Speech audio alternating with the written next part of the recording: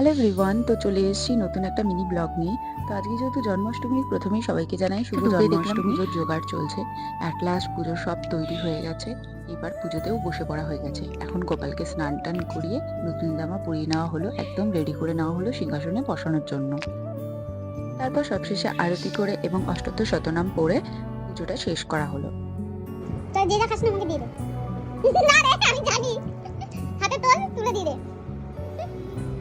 Thank you thank you. কি ঢ্যামনামি।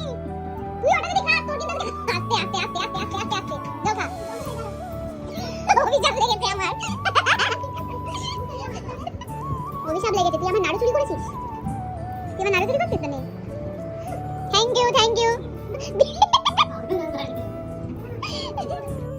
ঘড়িতে তখন বাজে 11:30। তো সবশেষে বেরিয়ে পড়েছি বাড়ির উদ্দেশ্যে। তো আজকের ব্লগটা এইটুকুই ছিল। দেখা হচ্ছে